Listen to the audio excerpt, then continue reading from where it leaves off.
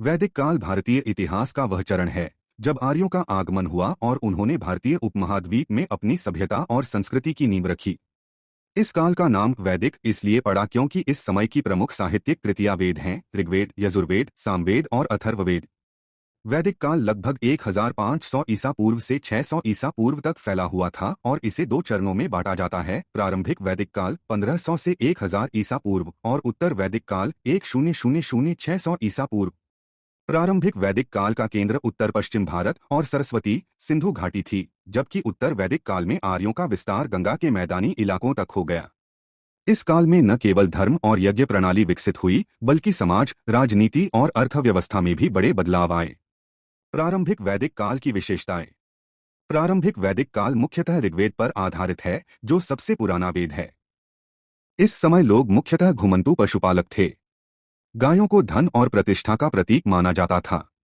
कृषि सीमित थी और मुख्य रूप से जौ की खेती होती थी। समाज जातियों वर्णों में बंटा था, लेकिन जाति व्यवस्था उतनी कठोर नहीं थी जितनी बाद में हो गई। राजा या राजन का कार्य अपने गोत्र और जन की रक्षा करना और युद्धों का नेतृत्व करना था। वे जनता से बलि कर लेते थे, लेकिन स्थायी कर प्रणाली विकसित नहीं हुई थी। धर्म में प्रकृति की शक्तियों की पूजा होती थी। इंद्र, अग्नि, वरुण, सूर्य जैसे देवताओं को यज्ञ और स्तुतियों से प्रसन्न किया जाता था। उत्तर वैदिक काल की विशेषताएं। उत्तर वैदिक काल में समाज और अर्थव्यवस्था में महत्वपूर्ण बदलाव आए। इस समय लोग गंगा के उपजाऊ मैदानों में बस गए और कृषि प्रमुख पेशा बन गई। लोहे के औजारों के प्रयोग से खेती में उत्पादन बढ़ा। गांव स्थायी हो गए और जनपदों का गठन हुआ। इस समय राजसत्ता मजबूत हुई और राजा के पास अधिक अधिकार आ गए। सभा और समिति जैसे जनसभा संस्थान धीरे धीरे कमजोर होने लगे। समाज में जाति व्यवस्था कठोर हो गई। ब्राह्मण, क्षत्रिय, वैश्य और शूद्र के बीच स्पष्ट भेद हो गया। धर्म में यज्ञों का महत्व और बढ़ा, जिनका संचालन ब्राह्मण करते थे। नए देवताओं जैसे विष्णु और रुद्र, शिव का प्रारंभिक रूप का महत्व बढ़ा। धार्मिक और दार्शनिक विकास। वैदिक काल के उत्तरार्ध में धार्मिक विचारों में गहराई आई। यज्ञों के साथ साथ दार्शनिक प्रश्न भी उठने लगे। जीवन का उद्देश्य क्या है? आत्मा क्या है? ईश्वर और ब्रह्मांड का संबंध क्या है? इन प्रश्नों के उत्तर उपनिषदों में मिलते हैं, जो वेदों का ही दार्शनिक भाग हैं।